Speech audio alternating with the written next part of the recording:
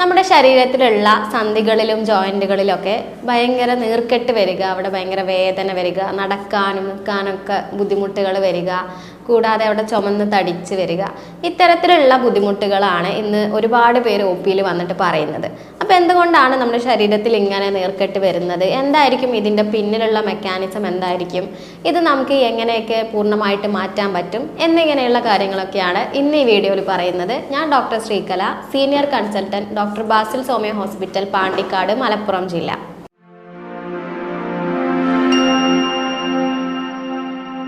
ഈ നീർക്കെട്ട് എന്ന് പറയുന്നത് ഒരു ഇൻഫ്ലമേഷൻ ആണ്. അതായത് ഇത് ഒരു അസുഖമൊന്നുമല്ല. നമ്മുടെ ശരീരത്തിലേക്ക് പുറത്തു നിന്നുള്ള ബാക്ടീരിയാസോ അല്ലെങ്കിൽ നമ്മുടെ ശരീരത്തിന് ആവശ്യമില്ലാത്ത എന്തെങ്കിലുമൊക്കെ നമ്മുടെ ശരീരത്തിൻ്റെ ഉള്ളിലേക്ക് പ്രവേശിക്കുന്ന സമയത്ത് നമ്മുടെ ശരീരം അതിനെതിരെ പ്രതിരോധിക്കുമ്പോൾ ചില കെമിക്കൽ റിയാക്ഷൻസ് ഒക്കെ അവിടെ സംഭവിക്കും. അതിൻ്റെ ആഫ്റ്റർ എഫക്റ്റ് ആയിട്ടുണ്ടാകുന്നതാണ് ഈ നീർക്കെട്ട് എന്ന് പറയുന്നത്. ഇത് നമ്മുടെ സന്ധികളിലും ജോയിൻറ്റിലും മാത്രമൊന്നുമല്ല, എല്ലാ അവയവങ്ങൾക്കും ഇത് സംഭവിക്കുന്നുണ്ട്. ഇപ്പം നമ്മുടെ സന്ധികളിൽ സംഭവിക്കുകയാണെന്ന് നമ്മുടെ മുട്ടിൽ അല്ലെങ്കിൽ നമ്മുടെ ഷോൾഡർ, നമ്മുടെ ഇടുപ്പിൽ അങ്ങനെയൊക്കെ സംഭവിക്കുകയാണെന്നുണ്ടെങ്കിൽ നമ്മൾ അതിന് ആർത്രൈറ്റിസ് എന്നുള്ളതാണ് കോമൺ ആയിട്ട് പറയുന്നത്. അപ്പോൾ ഇതിൻ്റെ പ്രധാനപ്പെട്ട ലക്ഷണങ്ങൾ ആ ഒരു ഭാഗത്ത് ഇപ്പോൾ സന്ധികളിലൊക്കെ ആണെന്നുണ്ടെങ്കിൽ അവിടെ നല്ല നീര് വന്നിട്ട് ഭയങ്കര കുഴിഞ്ഞു പോകുന്ന പോലുള്ള നീരുകളൊക്കെ വരാൻ ചാൻസ് ഉണ്ട്. അതുപോലെ തന്നെ അവിടെ ചുമന്ന് തടിച്ച് വരിക, നടക്കാനും ഓടാനും എല്ലാത്തിനും പ്രയാസം വരിക, അവിടെ ഒരു ചെറിയൊരു ചൂട് അനുഭവപ്പെടുക, ഇത്തരത്തിലുള്ള ബുദ്ധിമുട്ടുകളൊക്കെ ആയിരിക്കും ഉണ്ടാകുന്നത്. എന്നാൽ നമ്മുടെ മറ്റ് അവയവങ്ങളിൽ ഇപ്പോൾ നമ്മുടെ ദഹന വ്യവസ്ഥയിൽ ഉണ്ടാകുന്ന നീർക്കെട്ടിന് നമ്മൾ ഗ്യാസ്ട്രൈറ്റിസ് എന്നാണ് പറയുക. അപ്പോൾ അങ്ങനെ ഉണ്ടാകുമ്പോൾ ചിലപ്പോൾ ചില ആളുകൾക്ക് എൻഡോസ്കോപ്പി കൊടുത്ത് നോക്കിയാലുണ്ടാവും അതിൽ ഗ്യാസ്ട്രൈറ്റിസ് എന്നുണ്ടായിരിക്കും. അപ്പോൾ അതുകൊണ്ട് ഉദ്ദേശിക്കുന്നത് അവിടെ അങ്ങനെയുള്ള ഇൻഫ്ലമേഷൻ വന്നിട്ട് അവിടെ നീര് വന്നു എന്നുള്ളതാണ്. അപ്പം അത്തരത്തിലുള്ള ബുദ്ധിമുട്ടുകൾ ഉണ്ടാകുമ്പോൾ നിങ്ങൾക്ക് ദഹനത്തിൻ്റെ പ്രശ്നങ്ങൾ, വയറിനകത്ത് പുകച്ചിൽ വരിക, നെഞ്ചരിച്ചിൽ വരിക, അങ്ങനെയുള്ള ബുദ്ധിമുട്ടുകളൊക്കെ ആയിരിക്കും ഉണ്ടാകുന്നത്. ഇനി നമ്മളുടെ കരളിൽ നീർക്കെട്ട് വരികയാണെങ്കിൽ നമ്മൾ അതിനെ ഹെപ്പറ്റൈറ്റിസ് എന്നാണ് പറയുന്നത്. അപ്പോൾ ഹെപ്പറ്റൈറ്റിസ് വരിക എന്ന് പറയുമ്പോൾ മഞ്ഞപ്പിത്തം പോലുള്ള ബുദ്ധിമുട്ടുകൾ വരാനുള്ള ചാൻസ് ഉണ്ട്. നമ്മുടെ തലച്ചോറിലാണെങ്കിൽ നമ്മൾ അതിനെ മെനിഞ്ചൈറ്റിസ് എന്നാണ് പറയുന്നത്. ഇപ്പോൾ തലവേദന, ഛർദി, പനി പോലുള്ള ബുദ്ധിമുട്ടുകളൊക്കെ ആയിരിക്കും ഉണ്ടാകുന്നത്. പിന്നെ പല ആളുകളും അനുഭവിക്കുന്ന ഒരു ബുദ്ധിമുട്ടാണ് ഈ സൈനസൈറ്റിസ് എന്ന് പറയുന്നത്. നമ്മുടെ ഇവിടെയുള്ള സൈനസിന് വരുന്ന ഇൻഫ്ലമേഷനാണ് സൈനസൈറ്റിസ് എന്ന് പറയുന്നത്. അപ്പം അവിടെ എങ്ങനെ നീർക്കെട്ട് വന്നിട്ടുണ്ടാകുന്ന തലവേദനയും കഫത്തിൻ്റെ ബുദ്ധിമുട്ടുകളൊക്കെയാണ് അവിടെ ഉണ്ടാകുന്നത്. കൂടാതെ ചിലപ്പോൾ നമ്മുടെ ബ്ലഡ് വെസൽസ്, നമ്മുടെ രക്തക്കുഴലുകൾക്ക് ഇങ്ങനെ ഇൻഫ്ലമേഷൻ നീർക്കെട്ട് വന്നിട്ട് അവിടെ ബ്ലോക്ക് ഉണ്ടാകും, തടസ്സങ്ങൾ ഉണ്ടാകും. അത് പിന്നീട് മയോകാർഡിയൽ ഇൻഫാക്ഷൻ, ഹൃദയാഘാതം അങ്ങനെയുള്ള ബുദ്ധിമുട്ടുകളിലേക്കൊക്കെ പോകാനുള്ള ചാൻസും വളരെയധികം കൂടുതലാണ്. അപ്പോൾ ഇതിൻ്റെ പിന്നിലുള്ള മെക്കാനിസം എന്താണെന്നുള്ളത് നമുക്ക് ഫസ്റ്റ് നോക്കാം. അതിനുശേഷം ഇതിൻ്റെ പരിഹാരം എന്താണെന്നുള്ളത് പറയാം. അപ്പോൾ ഇതിൻ്റെ പിന്നിലുള്ള മെക്കാനിസം എന്ന് പറയുമ്പോൾ നമ്മുടെ ശരീരത്തിൽ പ്രധാനമായിട്ടും രണ്ട് തരത്തിലുള്ള സിസ്റ്റം ഉണ്ട്. ഒന്ന് രക്തക്കുഴലുകളും ഒന്ന് ലിംഫാറ്റിക് സിസ്റ്റം, ലിംഫാറ്റിക് വെസൽസ് അല്ലെങ്കിൽ ലിംഫാറ്റിക് ഡ്രെയിനേജ് എന്നൊക്കെ പറയും. അപ്പോൾ ഈ ലിംഫാറ്റിക് സിസ്റ്റത്തിലൂടെ ഒഴുകുന്നത് ലിംഫാണ്. ഈ ലിംഫ് എന്ന് പറഞ്ഞാൽ നമ്മുടെ രക്തത്തിൽ നിന്നും ഉണ്ടാകുന്ന ഒരു ദ്രാവകം തന്നെയാണ്. പക്ഷേ ഇത് കൂടുതൽ നമ്മുടെ ശരീരത്തിൻ്റെ പ്രതിരോധത്തിന് വേണ്ടിയിട്ടാണ് ഉപയോഗിക്കുന്നത്. നമ്മുടെ ശരീരത്തിലേക്ക് പുറത്തുനിന്ന് എന്തെങ്കിലും ബാക്ടീരിയാസ് ഒക്കെ എൻ്റർ ചെയ്യുകയാണെന്നുണ്ടെങ്കിൽ അതിനെ പ്രതിരോധിക്കാൻ വേണ്ടിയിട്ടാണ് ഈ ഒരു സിസ്റ്റം പ്രധാനമായിട്ടും വരുന്നത്. അപ്പോൾ ഇതിൻ്റെ ഒരു പ്രത്യേകത, ഇത് താഴെ നിന്ന് മുകളിലേക്കാണ് വരുന്നത്. അതായത് ഈ ലിംഫ് ഒഴുകുന്നത് താഴെ നിന്ന് മുകളിലേക്കാണ്, അതായത് നമ്മുടെ ഗ്രാവിറ്റിക്ക് അഗെയിൻസ്റ്റ് ആയിട്ടാണ്. അപ്പോൾ ഈ ലിംഫിൻ്റെ ഫ്ലോക്ക് എന്തെങ്കിലും ഒബ്സ്ട്രക്ഷൻ അല്ലെങ്കിൽ ഒരു ബ്ലോക്ക്, ഒരു തടസ്സം അവിടെ വരുന്ന സമയത്താണ് ഇങ്ങനെയുള്ള നീർക്കെട്ട് പോലുള്ള പ്രശ്നങ്ങൾ ഉണ്ടാകുന്നത്. അപ്പോൾ എന്തുകൊണ്ടാണ് ഇതിന് ബ്ലോക്ക് വരുന്നത്, ബ്ലോക്ക് വരാനുള്ള കാരണങ്ങൾ, വരുത്തുന്ന കാരണങ്ങൾ എന്തൊക്കെയാണെന്നുള്ളത് നമുക്ക് നോക്കാം.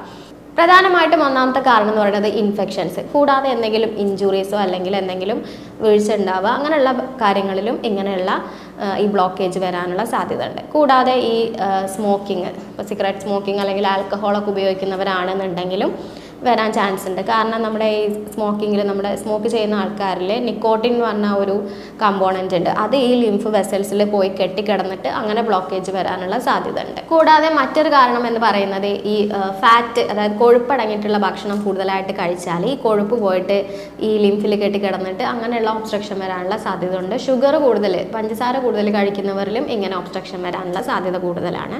കൂടാതെ നമ്മുടെ പ്രായമാകുന്നതിനനുസരിച്ചിട്ട്, ഇപ്പോൾ പ്രായമാകുന്നവരിൽ നീർക്കെട്ടിൻ്റെ ബുദ്ധിമുട്ട് കൂടാനുള്ള കാരണം എന്താണെന്ന് വെച്ചാൽ, ഇപ്പോൾ സ്ത്രീകളിലാണെന്നുണ്ടെങ്കിൽ ആർത്തവ വിരാമത്തിന് ശേഷം അവർക്ക് ഈസ്ട്രജൻ്റെ അളവ് കുറഞ്ഞു വരുന്നുണ്ട്. പുരുഷന്മാരിലാണെന്നുണ്ടെങ്കിൽ ടെസ്റ്റോസ്റ്റിറോൺ കുറഞ്ഞു വരും. അപ്പോൾ ഈ ഹോർമോൺസ് കുറഞ്ഞു വരുന്ന സമയത്തും ഇങ്ങനെയുള്ള ലിംഫിന് ബ്ലോക്കേജ് വരാൻ, അവിടെ തടസ്സം വരാനുള്ള സാധ്യത കൂടുതലായിട്ട് കണ്ടുവരുന്നു. പിന്നെ അതുപോലെ തന്നെ ഉറക്കം കൂടുതലാണെന്നുണ്ടെങ്കിലും കുറവാണെന്നുണ്ടെങ്കിലും ചിലപ്പോൾ ഇങ്ങനെയുള്ള ഒബ്സ്ട്രക്ഷൻസ് കാണാനുള്ള സാധ്യത ഉണ്ട്. പിന്നെ മറ്റൊരു കാരണം എന്ന് പറയുന്നത് നമ്മുടെ സ്ട്രെസ്സാണ്. ഈ സ്ട്രെസ്സ് നമ്മുടെ ശരീരത്തിൽ ഉണ്ടാകുന്ന സമയത്ത് നമ്മുടെ ശരീരം ഉൽപ്പാദിപ്പിക്കുന്ന ഒരു ഹോർമോണാണ് കോർട്ടിസോൾ. അപ്പോൾ ഈ ഒരു ഹോർമോൺ കൂടുതലായിട്ട് ഉൽപ്പാദിപ്പിക്കുമ്പോഴും ഇങ്ങനെ ആ ഒരു ലിംഫിൻ്റെ ഫ്ലോയ്ക്ക് ഒബ്സ്ട്രക്ഷൻ വരാനുള്ള സാധ്യത ഉണ്ട്. അപ്പോൾ ഇത്രയാണ് ഇത് ഇങ്ങനെ തടസ്സങ്ങൾ വരാനുള്ള കാരണം എന്ന് പറയുന്നത്. അപ്പോൾ ഇതിനെ നമുക്ക് എങ്ങനെ ഇനി മറികടക്കാം, എങ്ങനെ ഇതിനെ പ്രതിരോധിക്കാൻ പറ്റും എന്നുള്ളത് നോക്കാം. പ്രധാനമായിട്ടും ഞാൻ നേരത്തെ പറഞ്ഞതുപോലെ നമ്മുടെ ലിംഫ് ഒഴുകുന്നത് താഴെ നിന്നും മുകളിലേക്കാണ്, അതായത് ഗ്രാവിറ്റിക്ക് എതിരായിട്ടാണ്. അപ്പോൾ അങ്ങനെ ഒഴുകണമെന്നുണ്ടെങ്കിൽ നമുക്കൊരു ഫോഴ്സ് കിട്ടണം. അപ്പം അതിന് വേണ്ടിയിട്ട് നിങ്ങൾ നന്നായിട്ട് എക്സസൈസ് ചെയ്യുക, എയറോബിക് എക്സസൈസുകൾ ചെയ്യുക. അതായത് നടത്തം, ഓട്ടം, അങ്ങനെ മസിൽസ് നന്നായിട്ട് ചലനം കിട്ടുന്ന രീതിയിലുള്ള എക്സസൈസുകളാണ് നിങ്ങൾ ചെയ്യേണ്ടത്. അപ്പോഴേ ആ ഒരു ബ്ലോക്കൊന്നും ഇല്ലാതെ നല്ല രീതിയിൽ ആ ഒരു ലിംഫാറ്റിക് ഫ്ലോ ഉണ്ടാവുകയുള്ളൂ. ബ്ലോക്ക് ഇല്ലാതെ അവിടെ നീർക്കെട്ടൊക്കെ മാറുകയുള്ളൂ. ഇനി നീർക്കെട്ടുള്ള സ്ഥലത്ത് നിങ്ങൾ ജസ്റ്റ് ഒന്ന് ചെറുതായിട്ട് നിങ്ങൾ മസാജ് ചെയ്ത് കൊടുക്കുക എന്നുള്ളത് ഇമ്പോർട്ടൻ്റ് ആണ്. ഇനി ഭക്ഷണത്തിലാണ് എന്നുണ്ടെങ്കിൽ നിങ്ങൾ കാൽഷ്യം അടങ്ങിയിട്ടുള്ള ഭക്ഷണങ്ങൾ ധാരാളമായിട്ട് കഴിക്കുക. കാൽഷ്യം അടങ്ങിയിട്ടുള്ള ഭക്ഷണം എന്ന് പറയുമ്പോൾ നിങ്ങൾക്കറിയാം, പാലുൽപ്പന്നങ്ങളിലൊക്കെ ധാരാളം കാൽഷ്യം ഉണ്ട്. ഇപ്പം ദിവസവും ഒരു ഗ്ലാസ് പാല് കുടിക്കുക, അതുപോലെ തൈര്, മോര് എന്നിവയൊക്കെ ഭക്ഷണത്തിൽ ധാരാളമായിട്ട് ഉൾപ്പെടുത്തുക. ഇനി ചില ആളുകൾക്കാണ് എന്നുണ്ടെങ്കിൽ ഈ പാലിൻ്റെ അലർജി, ലാക്ടോസ് ഇൻടോളറൻസ് ഉള്ള ആളുകൾ ഉണ്ടായിരിക്കും. അപ്പം അത്തരക്കാർ ദിവസവും ഇലക്കറികൾ കഴിക്കുക. ഇപ്പം ചീരയിലൊക്കെ ധാരാളം കാൽഷ്യം ഉണ്ട്. അപ്പോൾ നിങ്ങൾ ആഴ്ചയിൽ ഒരു 5 ദിവസം ഒരു കപ്പ് ചീര വെച്ചോ കഴിച്ചാൽ നിങ്ങൾക്ക് ശരീരത്തിന് ആവശ്യമായിട്ടുള്ള കാൽഷ്യം അതിൽ നിന്ന് തന്നെ കിട്ടും. കൂടാതെ നമ്മുടെ നട്ട്സ്, പ്രത്യേകിച്ച് നമ്മുടെ ബദാം പോലെയുള്ള നട്ട്സിലൊക്കെ ധാരാളം ഉണ്ട്. അപ്പോൾ ദിവസവും നിങ്ങളൊരു 5 to 7 ബദാമൊക്കെ കഴിച്ചാൽ മതി. അപ്പോൾ അതിനുള്ള കാൽഷ്യം, നിങ്ങളുടെ ശരീരത്തിന് ആവശ്യമായ കാൽഷ്യം ആ ഒരു ഇതിൽ തന്നെ നിങ്ങൾക്ക് കിട്ടുന്നതായിരിക്കും. അതുകൂടാതെ ബ്രൊക്കോളി, ഓറഞ്ച്, അതുപോലെ ചെറുമീനുകൾ, നമ്മുടെ മത്തി, നത്തോലി പോലുള്ള ചെറുമീനുകളിലും ധാരാളം കാൽഷ്യം അടങ്ങിയിട്ടുണ്ട്. അപ്പോൾ മീൻ നിങ്ങൾ കഴിക്കുമ്പോൾ ആഴ്ചയിൽ ഒരു 3-4 ദിവസമൊക്കെ ഇത്തരത്തിലുള്ള ചെറുമീനുകൾ കഴിക്കാൻ വേണ്ടിയിട്ട് ശ്രദ്ധിക്കുക.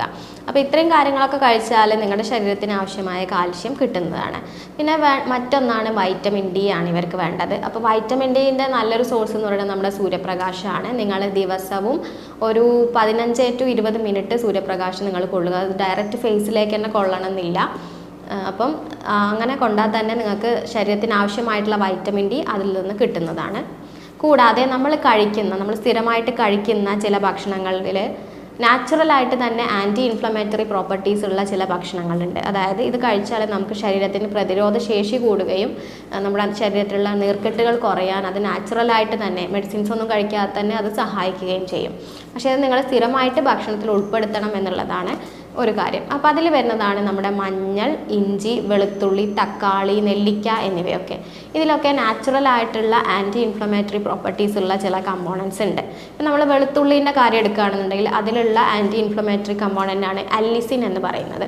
അപ്പോൾ നിങ്ങൾ വെളുത്തുള്ളി ദിവസവും രാത്രി ഭക്ഷണത്തിന് ശേഷം ഒരു 4-5 വെളുത്തുള്ളി നിങ്ങൾ കഴിച്ചിട്ട് കിടക്കുക.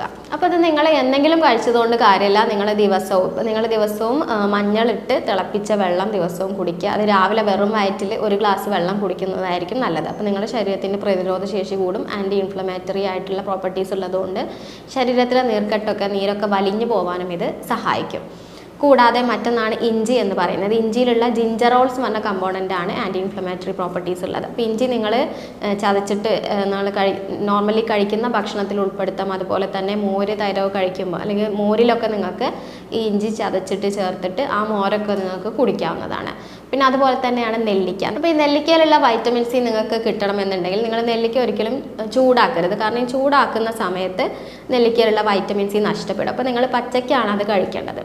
കൂടാതെ മറ്റൊന്നാണ് തക്കാളി. കൂടാതെ സ്മോക്കിംഗ്, ആൽക്കഹോൾ ശീലം ഉള്ളവരാണ് എന്നുണ്ടെങ്കിൽ അത് നിങ്ങൾ തീർച്ചയായിട്ടും സ്റ്റോപ്പ് ചെയ്യുക. അതുപോലെ ഉപ്പ് നിങ്ങൾ കുറയ്ക്കുക. ഉപ്പ് നിങ്ങൾക്ക് കുറയ്ക്കുമ്പോൾ നിങ്ങളുടെ ഉയർന്ന രക്തസമ്മർദ്ദം കുറയ്ക്കാനും അത് സഹായിക്കും. അതുപോലെ തന്നെ നീർക്കെട്ട് കുറയ്ക്കാനും അത് സഹായിക്കുന്നുണ്ട്. ഇനി ഇത്രയൊക്കെ ചെയ്തിട്ടും നിങ്ങളത് കുറഞ്ഞിട്ടില്ല, മാറിയിട്ടില്ല എന്നുണ്ടെങ്കിൽ ഞാൻ ഒരു ഹോം റെമഡി പറഞ്ഞു തരാം. ഇത് നിങ്ങൾ ചെയ്ത് നോക്കുക. അപ്പോൾ നിങ്ങളുടെ ശരീരത്തിലുള്ള നീർക്കെട്ടൊക്കെ വലിയാൻ ഇത് വളരെയധികം സഹായിക്കും. ഈ തഴുതാമയുടെ ഇല, അത് നമ്മുടെ നാട്ടിൻ പുറത്തൊക്കെ ആണെന്നുണ്ടെങ്കിൽ നമ്മുടെ തൊട്ടടുത്തൊക്കെ ഉണ്ടാവും. അല്ലാന്നുണ്ടെങ്കിൽ ഈ ആയുർവേദ കടകളിലൊക്കെ നമുക്കത് കിട്ടുന്നതാണ്. അപ്പോൾ ഒരു 5-6 തഴുതാമയുടെ ഇല എടുത്ത് അത് തിളപ്പിക്കുക.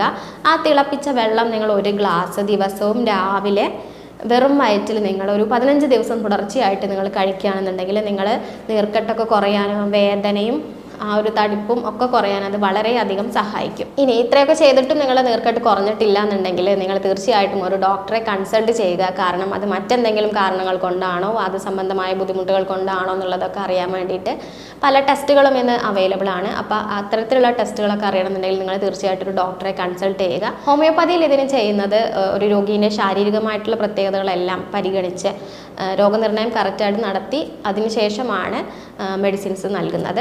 അപ്പോൾ ജർമ്മൻ മെഡിസിൻസ് ആണ് ട്രീറ്റ്മെൻറ്റിനായിട്ട് ഉപയോഗിക്കുന്നത്. അതുകൊണ്ട് തന്നെ മറ്റ് പാർശ്വഫലങ്ങളൊന്നും തന്നെ ഉണ്ടായിരിക്കുകയില്ല. അപ്പോൾ ഇതുമായി ബന്ധപ്പെട്ട് നിങ്ങൾക്ക് എന്തെങ്കിലും സംശയങ്ങളൊക്കെ ഉണ്ടെങ്കിൽ താഴെ ഞാൻ എൻ്റെ വാട്സപ്പ് നമ്പർ കൊടുക്കുന്നുണ്ട്. അതിൽ നിങ്ങൾക്ക് എന്നെ കോൺടാക്റ്റ് ചെയ്യാവുന്നതാണ്. സ്നേഹത്തോടെ doctor Sreekala, senior consultant, doctor Basil Soumya hospital, Pandikkad, Malappuram ജില്ല.